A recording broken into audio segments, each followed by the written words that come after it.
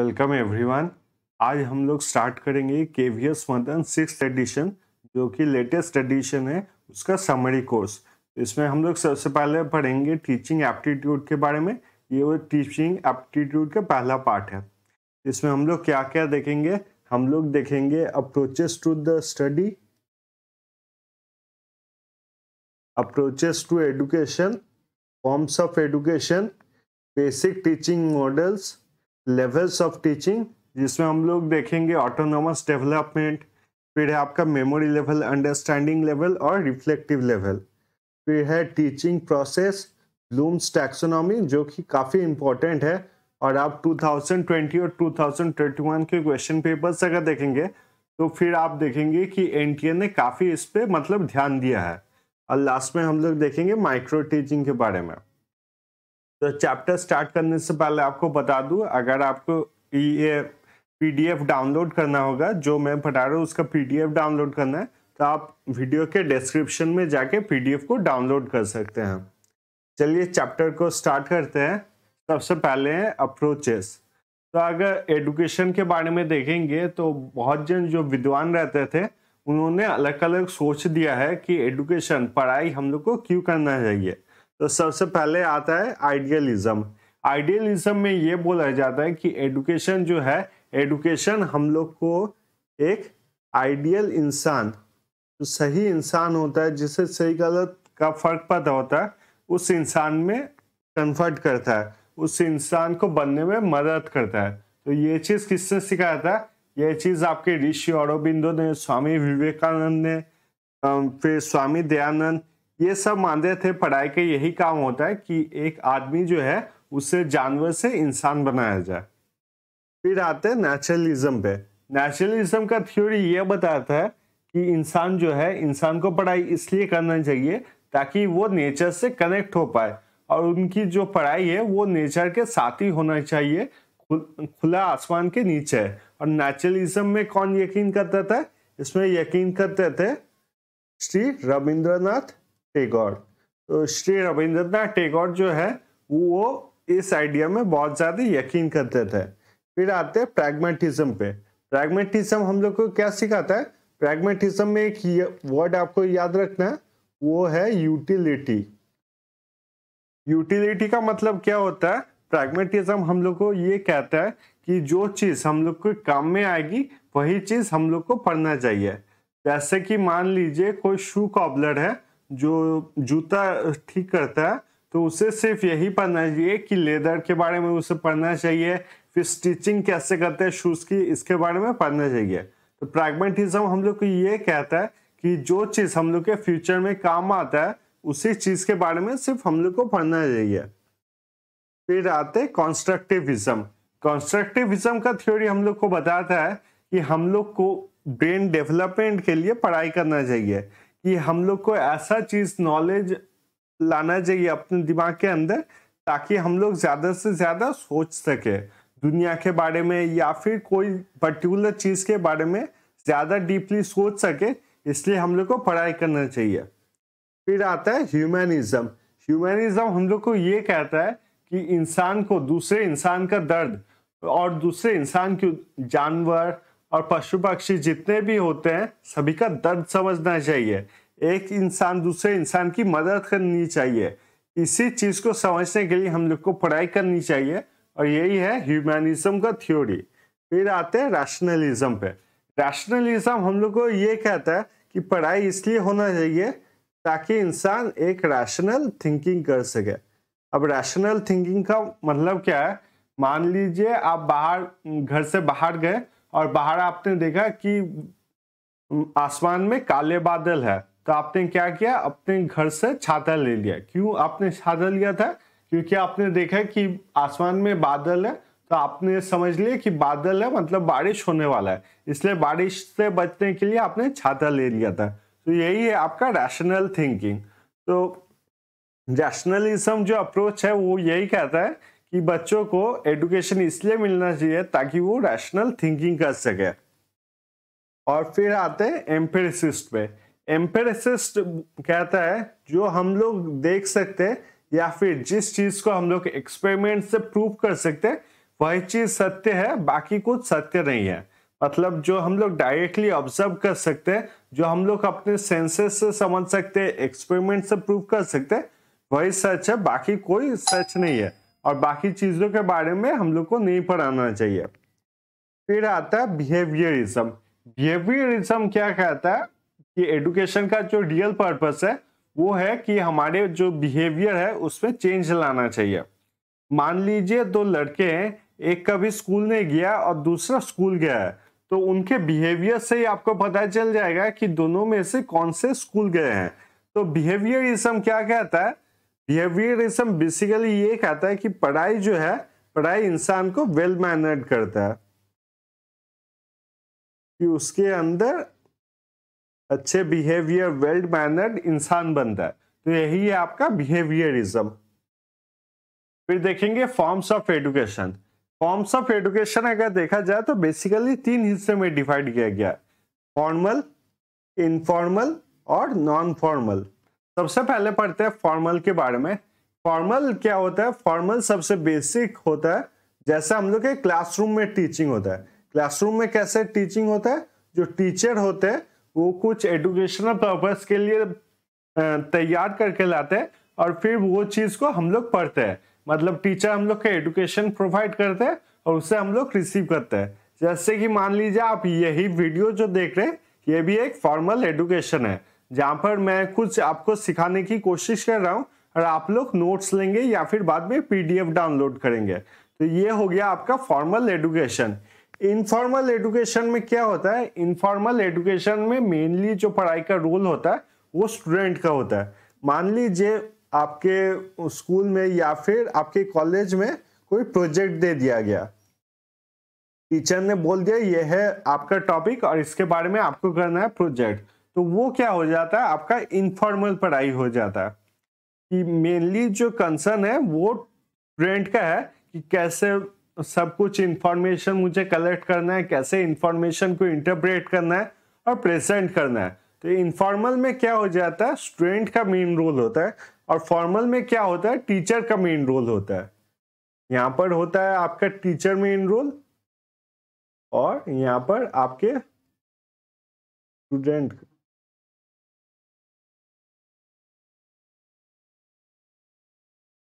यहाँ पर दूसरा एग्जाम्पल ये भी हो सकता है, मान लीजिए टीचर ने क्लासरूम में कोई पढ़ाई किया तो उसके बाद आपको होमवर्क दिया है कि आप ये होमवर्क करके आना, तो वो भी क्या हो जाएगा? आपका इनफॉर्मल एजुकेशन हो जाएगा। या फिर आप मान सकते हो कि जब हम लोग का पीटी क्लास होता था उसमें हम लोग को क्रिकेट, फुटबॉल ये सब खेलने के लिए दिया जाता था। तो मान लीजिए क्रिकेट खेलने के टाइम हम लोग ने क्या सीखा कि क्रिकेट में जो हेड होता है वो होता है कैप्टन, और कैप्टन के बाद जो होता है उससे कहा जाता है आपका वाइस कैप्टन, एक विकेट कीपर रहता है, कोच रहता है। तो ये सब क्या हो गया? Informal education.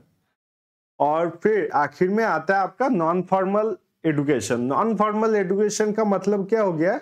मान लीजिए आप अपने घर में बैठे हुए हो और आपको पनीर पकौड़ा खाने का मन हो गया, पनीर पकौड़ा खाने का मन हो गया, तो आप क्या करोगे? आपको तो पता नहीं है पनीर पकौड़ा कैसे बनाया जाता है, तो आपने क्या किया? आपने यूट्यूब पे एक वीडियो देखा, कि कुकिंग के एक वीडियो देखा कि मुझे ये कैसे बनाना है। और जैसे ही आपने देखा कि वीडियो कैसे बनाना है, आपने जो पनीर पकौड़ा बनाने के लिए जो भी सब्सटेंस चाहिए होगा वो सब रेडी किया और फिर लास्ट में आपने कुक किया।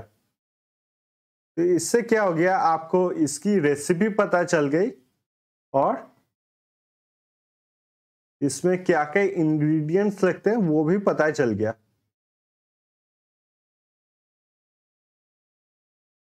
तो ये हो गया आपका नॉन फॉर्मल एजुकेशन।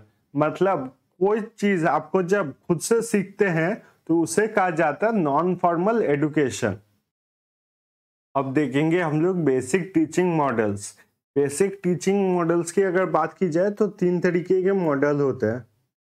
पहला है आपका पेडागॉगी, फिर है एंड्रोगॉगी और ह्यूटागॉगी। तो ये बहुत ही सिंपल है। पेडागॉगी का मतलब है आपका जो टीचर टीच करते हैं जैसे क्लासरूम में हो गया या फिर ये यूट्यूब वीडियो जो आप देख रहे हैं, ये सब हो गया पेडागॉजी। एंड्रागॉजी का मतलब होता है जब स्टूडेंट पढ़ाई करते हैं, जैसे कि हो गया आपका प्रोजेक्ट हो गया या फिर होमवर्क। और ह्यूटागॉजी का मतलब क्या है? ह्यूटागॉजी हो गया आपका सेल्फ लर्निंग। तो ये भी आपका वही फॉर्मल, नॉन फॉर्मल और इनफॉर्मल पढ़ाई की तरह है, पर इसका नाम अलग है। पेडागॉजी का मतलब है जो टीचिंग, मतलब टीचर जो है उसका प्राइमरी रोल होता है। एंड्रागॉजी में स्टूडेंट का प्राइमरी रोल होता है। और ह्यूटागॉजी में आपका खुद का, मतलब स्टूडेंट जो खुद से सीखना चाहते हैं उसका सबसे बड़ा रोल होता है। फिर देखेंगे हम लोग levels of teaching. Levels of teaching की अगर बात की जाए तो मेनली आपके 3 तरीके के लेवल होते हैं, और मेमोरी, अंडरस्टैंडिंग और रिफ्लेक्टिव। आपके 3 तरीके के लेवल होते हैं, मेमोरी, अंडरस्टैंडिंग और रिफ्लेक्टिव। पर अगर यूजीसी नेट के सिलेबस में देखा जाए तो इसमें और एक लेवल ऐड किया गया है, जो कि आपका ऑटोनॉमस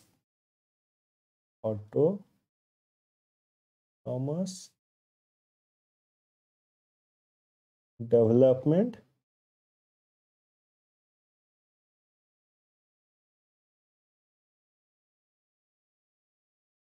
ऑटोनॉमस डेवलपमेंट लेवल। अब 1 बाय 1 समझते हैं ये सारे क्या है। तो सबसे पहले अगर बात की जाए तो सबसे पहले जो स्टेज आता है वो है आपका autonomous development level. Autonomous development level में क्या होता है, जो बच्चे हम लोग जन्म लेते हैं उसके बाद जो हम लोग सीखते हैं उसके बारे में बात किया जाता है। जैसे कि मान लीजिए आप कोई गर्म चीज को छुएंगे तो आपका हाथ जल जाएगा, तो आपको पता है कि गर्म चीज हम लोग को नहीं छूना चाहिए। तो वो होता है ऑटोनॉमस डेवलपमेंट लेवल, जो कि हम लोग बर्ड्स जन्म लेने के बाद एज अ चाइल्ड सीखते हैं। फिर आता है हम लोग का मेमोरी लेवल। मेमोरी लेवल हम लोग का सेकेंड लेवल में हो जाता है, जबकि हम लोग स्कूल में एकदम स्टार्टिंग से जाते हैं। जैसा कि आपका नर्सरी हो गया, KG1 KG2, तो इस टाइम को कहा जाता है मेमोरी लेवल। इस टाइम में क्या होता है, टीचर जो होते हैं, टीचर का प्राइमरी रोल होता है, और टीचर हम लोग को वही चीजें सिखाते हैं जो कि हम लोग को रट्टा मारना है, मतलब सिर्फ याद करना है, उनको समझना नहीं है। जैसे कि आपके पोएम्स हो गए, फिर आपके अल्फाबेट्स हो गए, फिर आपके नंबर्स हो गए। तो ये सब क्या होता है, हम लोग को याद करना पड़ता है, इसमें कुछ समझने के लिए नहीं होता है, और ये पूरा एकदम बेसिक लेवल होता है। इसलिए आप देखेंगे यहाँ पर लिखा हुआ है लीस्ट थॉटफुल। फिर आते हैं हम लोग अंडरस्टैंडिंग लेवल पे। अंडरस्टैंडिंग लेवल अगर देखा जाए तो यहाँ पर हम लोग कुछ डेवलप कर चुके हैं, और मान लीजिए हम लोग मिडिल स्कूल में पहुंच चुके हैं। तो यहाँ पर हम लोग को क्या सिखाया जाता है, हम लोग को मैथ सिखाया जाता है। इसमें क्या होता है, हम लोग को कुछ तो रट्टा मारना पड़ता है, पर कुछ चीजें जो है वो समझना भी पड़ता है। जैसे कि हम लोग को फॉर्मूलाज तो याद करने पड़ते हैं, पर फॉर्मूलाज कौन सा फॉर्मूला कहाँ पर अप्लाई करना पड़ता है उस चीज को हम लोग को समझना पड़ता है। फिर आपका फिजिक्स आ गया। ये सब सब्जेक्ट्स आ जाते हैं जिसमें हम लोग को याद तो करना पड़ता है, पर उस चीज को कहाँ पर अप्लाई करना है वो भी समझना पड़ता है। तो ये हो जाता है हम लोग का अंडरस्टैंडिंग लेवल। और आखिर में आता है हम लोग का रिफ्लेक्टिव लेवल। रिफ्लेक्टिव लेवल क्या है, this is the highest level. मान लीजिए आप लोग जब PhD करेंगे तब आप लोग का रिफ्लेक्टिव लेवल ऑफ टीचिंग होगा। इसमें क्या होगा, एक टॉपिक दे दिया जाएगा और उस टॉपिक के बारे में नेगेटिव क्या है, पॉजिटिव क्या है, और वो टॉपिक के बारे में और डिटेल्स में आप लोग पढ़ाई करेंगे। तो वो क्या हो जाता है, आपका रिफ्लेक्टिव लेवल ऑफ टीचिंग। तो वो हो जाता है आपका रिफ्लेक्टिव लेवल। तो 3 लेवल है। सबसे आपका जो जूनियर लेवल कह सकते हैं वो है आपका ये पहला ऑटोनॉमस डेवलपमेंट लेवल, जो जन्म के बाद स्कूल के पहले हम लोग जो सीखते हैं। फिर आता है आपका मेमोरी लेवल, जो कि हम लोग प्री स्कूल में सीखते हैं, जिसमें हम लोग को चीजें जो है, पढ़ाई जो है, उन्हें याद करना पड़ता है, उनको रट्टा मारना पड़ता है।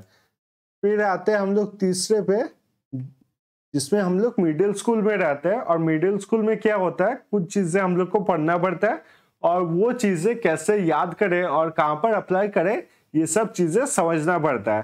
तो वो है हम लोग का अंडरस्टैंडिंग लेवल। और चौथा है हम लोग का reflective level. This the highest level जहाँ पर हम लोग को क्या क्या पढ़ाया जाता है उसके बारे में ज्यादा डीप नॉलेज रखना पड़ता है और वो हम लोग को कैसे काम में आएगा, उसके नेगेटिव क्या है पॉजिटिव क्या है सब कुछ देखना पड़ता है। तो वो हो गया आपका रिफ्लेक्टिव लेवल। तब जिन साइंटिस्ट ने ये सब थ्योरी दिया था उनके बारे में एक बार देख लेते हैं। तो अगर मेमोरी लेवल की बात की जाए तो मेमोरी लेवल किस साइंटिस्ट ने कहा था, तो उनका नाम था आपका ये काफी इंपॉर्टेंट है, एग्जाम्स में पूछा जाता है कि ये लेवल का थ्योरी जो है कौन से रिसर्चर ने दिया था। तो उनका नाम क्या था, तो उनका नाम था आपका Herbert. Understanding level of teaching की अगर बात की जाए, अंडरस्टैंडिंग लेवल ऑफ टीचिंग किसने दिया था, तो ये दिया था आपके मॉरिसन ने दिया था। और लास्ट में अगर रिफ्लेक्टिव लेवल की बात की जाए तो रिफ्लेक्टिव लेवल किसने दिया था, तो रिफ्लेक्टिव लेवल का थ्योरी जिसने दिया था उनका नाम था आपका हंट। आई होप ये लेवल्स ऑफ टीचिंग जो है वो आपका पूरा अच्छे तरीके से क्लियर हो गया। फिर चलते हैं आपके टीचिंग प्रोसेस पे। टीचिंग प्रोसेस की अगर बात की जाए तो टीचिंग प्रोसेस में 3 तरीके के प्रोसेस होते हैं। एक होता है बाइपोलर, ट्राइपोलर और तीसरा होता है आपके क्वाड्रिपोलर। तो बाइपोलर में क्या होता है, बाइपोलर में ये माना जाता है कि टीचिंग का जो प्रोसेस है उसमें सिर्फ 2 जन का रोल है, सिर्फ 2 जन का रोल है। उसमें पहला है आपका टीचर और दूसरा आपका स्टूडेंट। सिर्फ टीचर और स्टूडेंट के बीच में क्या रिलेशन है और क्या इंटरेक्शन है इसका एजुकेशन के ऊपर इफेक्ट पड़ता है। तो ये किसका सोचना है, ये है आपका बाइपोलर प्रोसेस। फिर आते हैं हम लोग ट्राइपोलर प्रोसेस पे। ट्राइपोलर प्रोसेस क्या सोचता है, ट्राइपोलर प्रोसेस सोचता है कि 3 चीजों का इफेक्ट रहता है, जिसमें आपके टीचर और स्टूडेंट्स तो रहते ही है और उसके साथ रहता है आपका सिलेबस या फिर करिकुलम। तो टीचर, स्टूडेंट और आपका करिकुलम, इन तीनों का एक दूसरे के ऊपर आपका इफेक्ट रहता है, ये सोचना है आपका ट्राइपोलर प्रोसेस का। टीचर और स्टूडेंट का तो इफेक्ट आपको समझ में ही आ रहा है। करिकुलम का मतलब क्या होता है कि मान लीजिए आप पूरे साल में क्या करेंगे, कि क्या पढ़ाई करना पड़ेगा, आप कौन से गेम्स में इन्वॉल्व करेंगे, कोई टूर अगर होगा आपके स्कूल के तरफ से तो वो कैसा होगा, तो ये सब आता है आपके करिकुलम में। तो ट्राइपोलर प्रोसेस ऑफ टीचिंग क्या मानता है कि स्टूडेंट को किस तीनों चीजों का एक दूसरे पे इफेक्ट होता है, करिकुलम का, टीचर का और स्टूडेंट्स का। अब देखेंगे आपके क्वाड्रिपोलर प्रोसेस।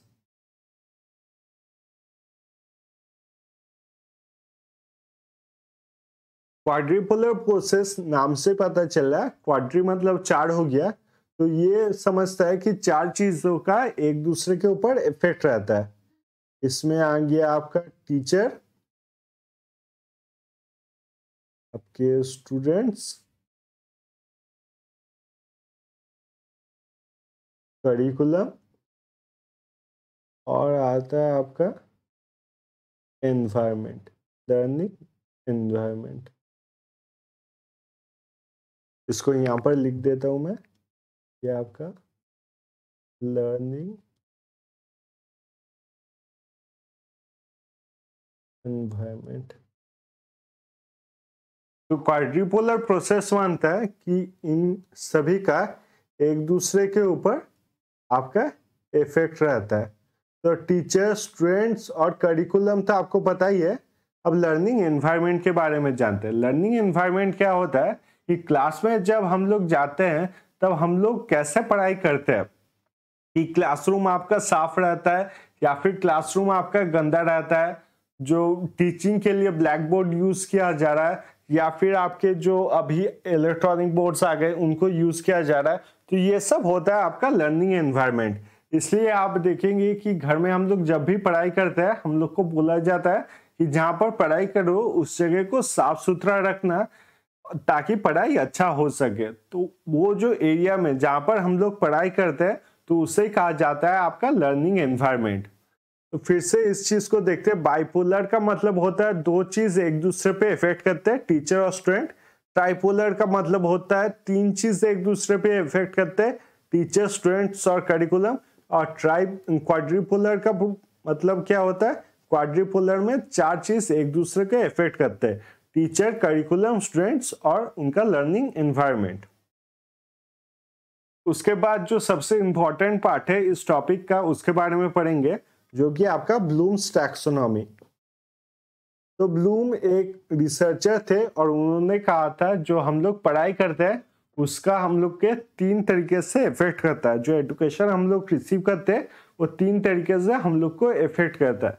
क्या क्या है, वो है कॉग्निटिव, फिर है आपका इफेक्टिव और तीसरा आपका साइकोमोटर। तो कॉग्निटिव समझेंगे क्या है। कॉग्निटिव है हम लोग का ब्रेन डेवलपमेंट। कॉग्निटिव डोमेन हम लोग को ये दिखाता है कि एजुकेशन रिसीव करने के बाद हमारे ब्रेन में क्या क्या चेंजेस होते हैं, जैसे कि हम लोग रैशनल थिंकिंग, डीप थिंकिंग ये सब करने लगते हैं, तो वो सब होता है आपका कॉग्निटिव डोमेन। फिर आता है आपका इफेक्टिव डोमेन। इफेक्टिव डोमेन हम लोग को क्या बताता है कि एजुकेशन जो हम लोग को दिया जा रहा है उसे हम लोग कैसे रिसीव करेंगे और कैसे उससे यूजफुल पर्पस में काम लगाएंगे। तो वो हो जाता है हम लोग का इफेक्टिव डोमेन, कि हम लोग को जो एजुकेशन दिया जा रहा है उससे हम लोग कैसे रिसीव करते हैं। और साइकोमोटर याद रखना तो काफी आसान है, यहाँ पर मोटर स्किल से ही आपको याद रख सकते हैं। यहाँ पर हम लोग को डेली लाइफ के लिए जो स्किल्स यूज होते हैं उनके बारे में सिखाया जाता है, जो एजुकेशन में उससे कहा जाता है साइकोमोटर डोमेन। अभी इनके बारे में एक एक करके थोड़ा सा डिटेल्स में पढ़ेंगे। तो पहले आता है आपका कॉग्निटिव डोमेन। ये याद रखिएगा कि जितने ऊपर जाएंगे वो है हायर लेवल और नीचे आपका लोअर लेवल। ये ऊपर जा रहे हैं हायर लेवल। हायर लेवल और लोअर लेवल का बहुत ही बेसिक मीनिंग है। लोअर लेवल का मतलब यही होता है कि जो चीज हम लोग बचपन में सीखते हैं, और हायर लेवल का मतलब है जितने हम लोग क्लासेस ऊपर जाते हैं या फिर एजुकेशन और भी ज्यादा रिसीव करते हैं, तो वो हो गया आपका हायर लेवल। तो सबसे पहले आता है आपका नॉलेज। तो सबसे पहले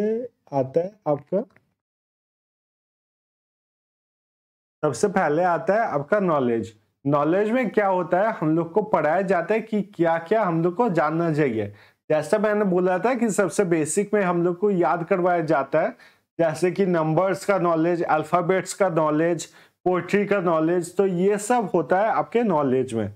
दूसरा आता है आपका अंडरस्टैंडिंग। अंडरस्टैंडिंग का मतलब क्या होता है, बहुत से जगहों में कॉम्प्रिहेंशन भी कहा जाता है इसको। अंडरस्टैंडिंग को ही आपका कॉम्प्रिहेंशन कहा जाता है। जैसे पेपर 1 में एक पार्ट रहता है जहां पर कॉम्प्रिहेंशन रहता है। कॉम्प्रिहेंशन में क्या होता है, एक आपका पैराग्राफ कहीं से दे दिया जाता है, एक या दो पैराग्राफ दे दिया जाता है, और फिर हम लोग को समझना पड़ता है कि वो पैराग्राफ जो लिखा हुआ वो किस चीज के बारे में है और वो किस चीज के बारे में बता रहा है। और उसी चीज को समझने के बाद हम लोग को क्वेश्चन आंसर करने पड़ते हैं। तो वही आपका अंडरस्टैंडिंग या फिर आप कह सकते हैं कॉम्प्रिहेंशन। उसके ऊपर अगर आए तो वो है आपका एप्लीकेशन। एप्लीकेशन का मतलब क्या होता है कि नॉलेज हम लोग जो रिसीव करते हैं उसे कैसे अप्लाई कर सकते हैं। जैसे कि मान लीजिए नॉलेज हम लोग रिसीव करते हैं फ्रिक्शन के बारे में। अगर हम लोग नॉलेज रिसीव करते हैं फ्रिक्शन के बारे में तो उसे कैसे अप्लाई कर सकते हैं। तो उसे अप्लाई करने के टाइम आपने देखा होगा कि टायर जो होते हैं उन्हें काफी रफ बनाया जाता है ताकि टायर्स जो है वो स्लिपरी ना हो और वो रास्ते के साथ फ्रिक्शन में रहे और गाड़ी स्मूथली चल पाए। तो उसे कहा जाता है आपका एप्लीकेशन। फिर आता है आपका एनालिसिस। एनालिसिस का मतलब क्या होता है, एक चीज को पढ़ने के बाद उससे आप क्या समझते हो। मतलब कोई चीज पढ़ने के बाद, जैसे हम लोग जो रिसर्च करते हैं तो रिसर्च में क्या होता है, बहुत सारे किताबों को पढ़ना पड़ता है। मान लीजिए ये पेपर 1 का मैं इसे एग्जाम्पल देता हूँ। पेपर 1 का टीचिंग एप्टीट्यूड को आपका समझ में नहीं आ रहा था, तो आपने क्या किया, किताब से पढ़ा, मेरा यूट्यूब वीडियो देखा, अभी बहुत सारे टीचर्स का यूट्यूब वीडियोस देखा, जो आपको कॉम्प्लिकेटेड लग रहा था उसको आपने रिपीटेड तरीके से देखा, और उसके बाद आपको टीचिंग एप्टीट्यूड जो है वो समझ में आया। तो वो क्या किया आपने, एनालिसिस, कि बहुत सारे चीज जो है वो सब एक साथ मिला दिया था ताकि आपको एक चीज के बारे में आइडिया लगे, तो वो हो जाता है आपका एनालिसिस। फिर आपका आता है सिंथेसिस, मतलब वन जो होल पार्ट होता है, होल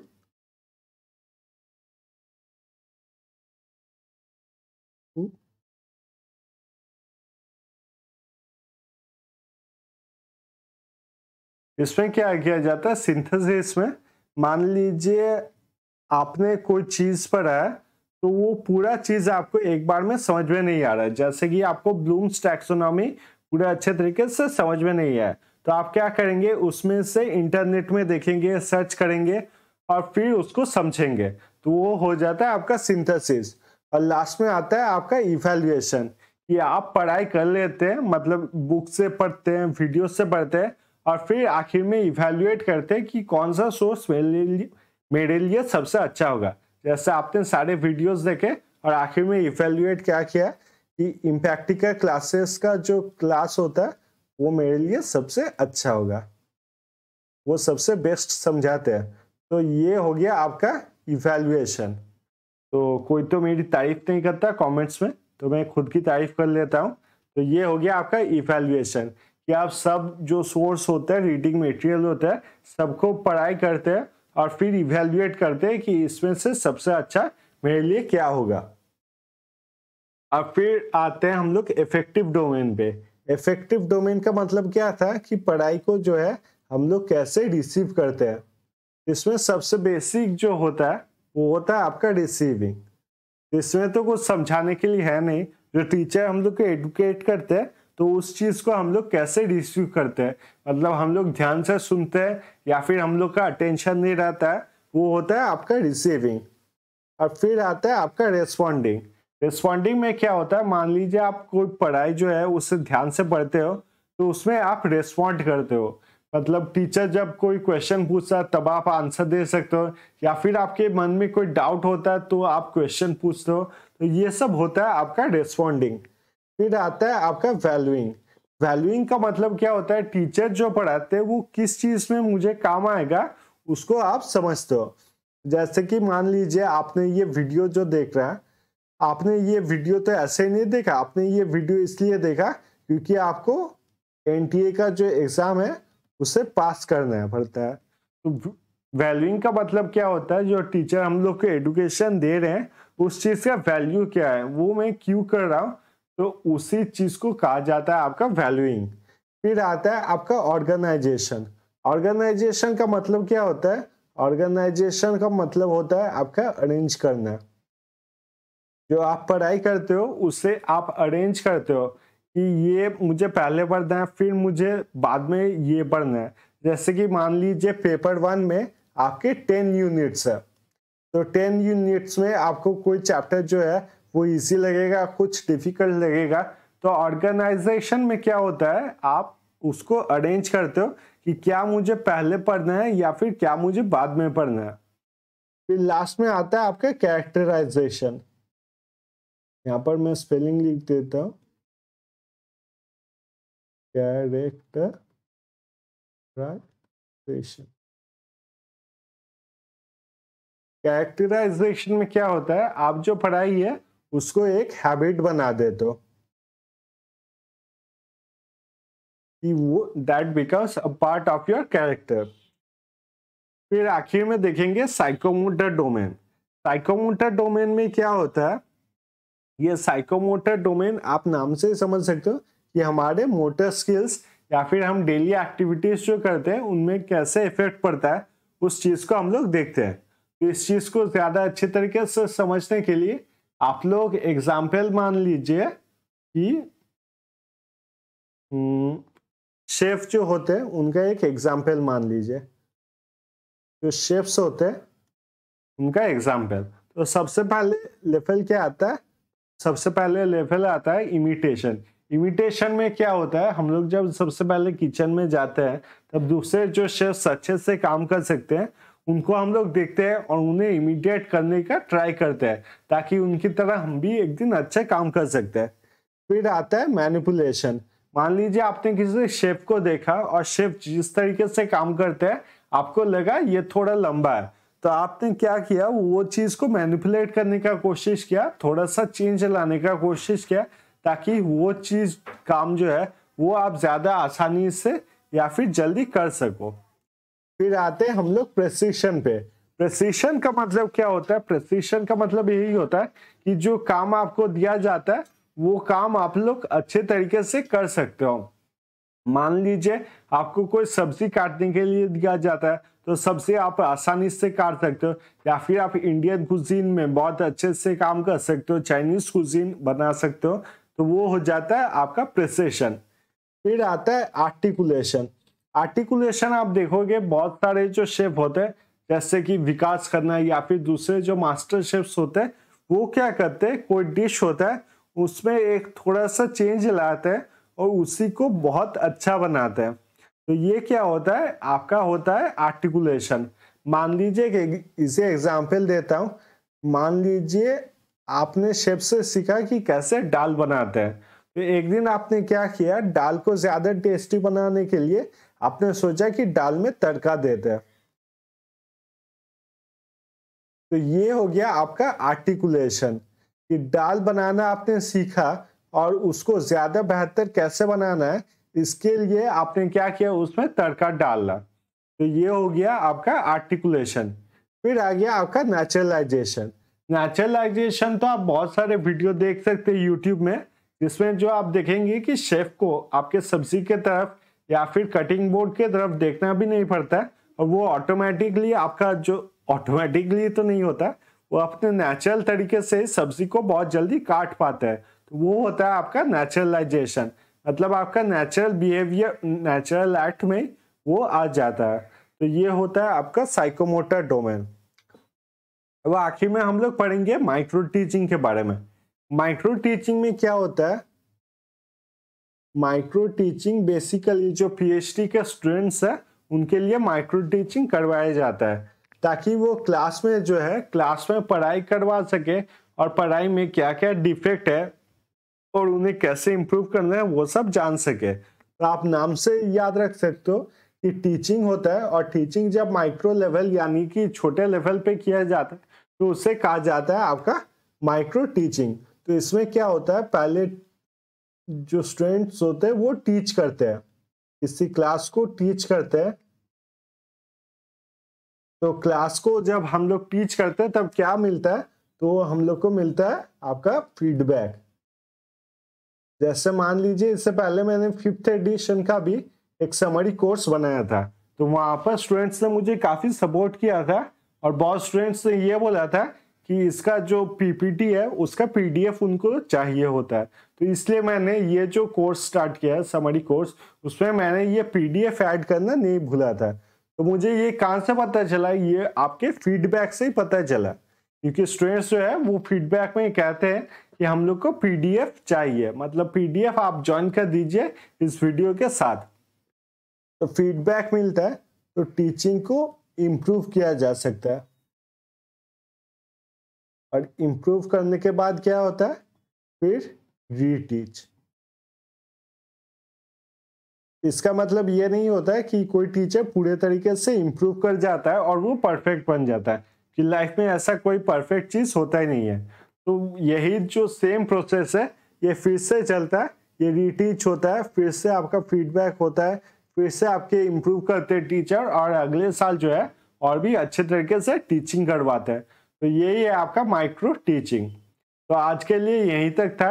इसके बाद जो सेकेंड पार्ट है वो कल आपको वीडियो मिल जाएगा, और डिस्क्रिप्शन में आपको पीडीएफ है उसका डाउनलोड का लिंक मिल जाएगा। और वीडियो अगर अच्छा लगा हो तो काइंडली सब्सक्राइब कीजिए, इससे मुझे काफ़ी सपोर्ट मिलता है। थैंक यू सो मच ये वीडियो देखने के लिए, और मिलेंगे अगले वीडियो में।